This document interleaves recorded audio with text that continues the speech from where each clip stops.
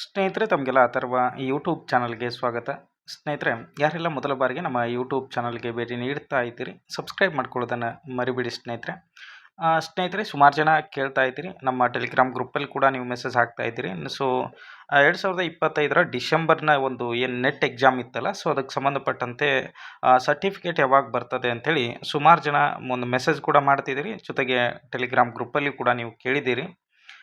ನೋಡಿ ಸ್ನೇಹಿತರೆ, ಯಾಕೆ ಈ ಬಾರಿ ಒಂದು ಸರ್ಟಿಫಿಕೇಟ್ ಬಿಡೋದಕ್ಕೆ ಡಿಲೇ ಆಯಿತು ಅಂತಂದರೆ, ಸೊ ಮೊನ್ನೆ ದಿನ ಏನಾಯಿತು ಅಂದರೆ ಎಜುಕೇಷನ್ ಆಗಿರ್ಬೋದು, ಅದೇ ರೀತಿ ಕಾಮರ್ಸ್ ಆಗಿರ್ಬೋದು, ಹಿಂದಿ ಸಬ್ಜೆಕ್ಟ್ ಆಗಿರ್ಬೋದು, ನೆಕ್ಸ್ಟ್ ಹಿಸ್ಟ್ರಿ ಆಗಿರ್ಬೋದು, ಎಕನಾಮಿಕ್ಸ್ ಸಬ್ಜೆಕ್ಟಲ್ಲಿ ಸೊ ಏನು ಮಾಡಿದರು ಅಂತಂದರೆ ಕೀ ಆನ್ಸರನ್ನು ಪಬ್ಲಿಷ್ ಮಾಡಿದರು. ಯಾಕಂದರೆ ಡೆಲ್ಲಿ ಹೈಕೋರ್ಟ್ನಲ್ಲಿ ಏನಾಗಿತ್ತು ಅಂದರೆ ಅದನ್ನ ಕೇಸ್ ಫೈಲ್ ಮಾಡಿದರು. ಸೊ ಅದಾದ ನಂತರ ಮತ್ತೆ ವಾಪಸ್ NTA ಸೊ ಏನು ಮಾಡಿದರು ಅಂದರೆ ಕೀ ಆನ್ಸರ್ ಬಿಟ್ಟು ರಿಸಲ್ಟ್ ಬಿಡುವಂಥ ಪ್ರಯತ್ನವನ್ನು ಮಾಡಿದರು ಸ್ನೇಹಿತರೆ.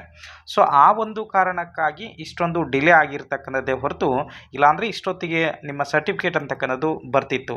ಸೊ ಆಲ್ಮೋಸ್ಟ್ ಇವಾಗ ಮತ್ತೆ ನೆಕ್ಸ್ಟ್ ವೀಕ್ ಅಂದರೆ ಏಪ್ರಿಲ್ 14 ನಂತರ ಒಂದು ಹೊಸ ನೆಟ್ದು ನೋಟಿಫಿಕೇಶನ್ ಆಗುವಂಥ ಸಾಧ್ಯತೆ ಇದೆ. ಸೊ ಅದಕ್ಕಿಂತ ಮುಂಚಿತವಾಗಿ ಬಿಡ್ಬೋದು, ಇಲ್ಲ ಅಂತಂದರೆ ಈ ಮಂತಿನ ಎಂಡ್ ಅನ್ನುವಷ್ಟರಲ್ಲಿ ನಿಮ್ಮ ಸರ್ಟಿಫಿಕೇಟ್ ಅಂತಕ್ಕಂಥದ್ದು ಬರುವಂತಹ ಸಾಧ್ಯತೆಗಳು ಇದೆ ಸ್ನೇಹಿತರೆ. ಯಾಕಂದರೆ ಎಷ್ಟೋ ವಿಶ್ವವಿದ್ಯಾಲಯಗಳ ಒಂದು PhD ಅಂತಕ್ಕಂಥದ್ದು ಕಾಲ್ಫರ್ಮ್ ಆಗಿದೆ.